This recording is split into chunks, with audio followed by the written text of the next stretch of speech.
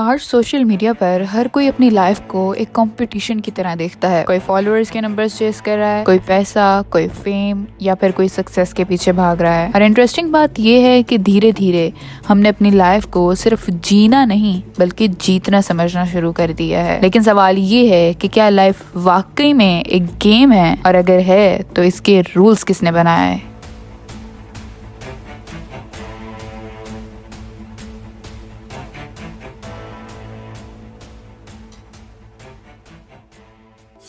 आप में से कितने लोगों ने स्क्विड गेम देखी है, और अगर देखी नहीं तो उसका नाम तो जरूर सुना होगा। पहली नजर में ये एक कोरियन सर्वाइवल सीरीज लगती है जहाँ लोग पैसे जीतने के लिए बचपन के सिंपल गेम्स खेलते हैं। लेकिन जैसे जैसे कहानी आगे बढ़ती है पता चलता है कि ये सिर्फ गेम्स की कहानी नहीं, ये कंपटीशन, इनइक्वालिटी, प्रेशर और सर्वाइवल की कहानी है। सीरीज में हजारों कंटेस्टेंट्स एक आइसोलेटेड जगह पर जमा किए जाते हैं। सबके सब कर्जों, फाइनेंशियल प्रॉब्लम्स या फिर जिंदगी के मुश्किल सिचुएशन में फंसे होते हैं। उन्हें एक मौका दिया जाता है, कुछ सिंपल से गेम्स खेलो और एक बहुत बड़ी प्राइज मनी जीतो। रूल्स भी सिंपल से लगते हैं, हर राउंड पास करो, अगले लेवल पर जाओ, हार जाओ, गेम खत्म।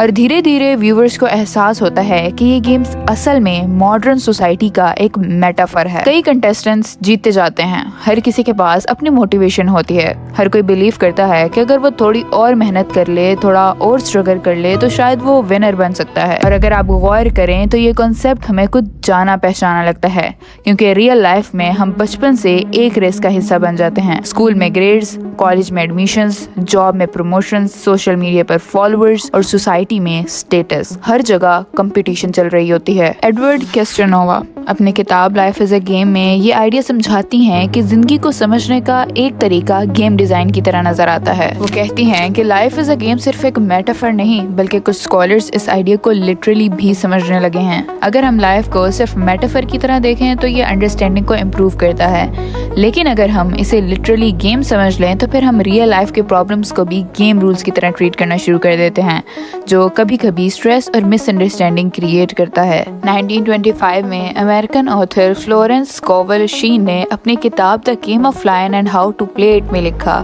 Most people consider life a battle but it's not a battle, it's a game. यानी अक्सर लोग जिंदगी को एक जंग समझते हैं, जबकि उनके मुताबिक ये एक गेम है और हर गेम की तरह इसके भी कुछ रूल्स होते हैं। फ्लोरेंस का कहना था कि अक्सर लोग पूरी जिंदगी गेम खेलते हैं मगर उसके रूल्स को समझे बगैर। इसके अलावा इंटरेस्टिंग बात यह है कि साइंटिस्ट और इकोनॉमिस्ट ने लिटरली लाइफ को गेम की तरह स्टडी किया है और इस फील्ड को गेम थ्योरी कहा जाता है। गेम थ्योरी को मैथमेटिशियन जॉन वॉन और इकोनॉमिस्ट ऑस्कर मोर्गेनस्टर्न ने पॉपुलर बनाया था।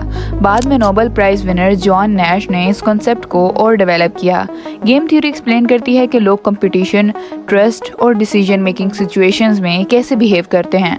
इस थ्योरी को business, competition, stock market, Wars और इंटरनल पॉलिटिक्स तक में यूज किया जाता है। मिसाल के तौर पर कोल्ड वॉर के दौरान अमेरिका और सोवियत यूनियन के न्यूक्लियर डिसीजंस को भी गेम थ्योरी के थ्रू एनालाइज किया गया। दोनों कंट्रीज जानती थी कि अगर एक ने अटैक किया तो दूसरी भी जवाब देगी और दोनों तबाह हो सकते हैं। इस सिचुएशन को म्यूचुअली एश्योर्ड डिस्ट्रक्शन कहा गया, यानी रियल वर्ल्ड के डेंजरस पॉलिटिकल डिसीजन भी एक स्ट्रेटेजिक गेम की तरह स्टडी किए जाते हैं। लेकिन हर गेम फेयर नहीं होता। कुछ लोग रिच फैमिलीज में पैदा होते हैं जहां उनके पास बेटर एजुकेशन, हेल्थ केयर और अपॉर्चुनिटीज होती हैं, जबकि कुछ लोग सर्वाइवल मोड में ही पैदा होते हैं। इकोनॉमिस्ट थॉमस की रिसर्च के मुताबिक वेल्थ इनइक्वालिटी कंटिन्यूसली इंक्रीज हो रही है और दुनिया का बहुत बड़ा वेल्थ परसेंटेज सिर्फ टॉप एलीट के पास कंक्रीट होता जा रहा है, यानी सब प्लेयर्स सेम लेवल से गेम स्टार्ट नहीं करते।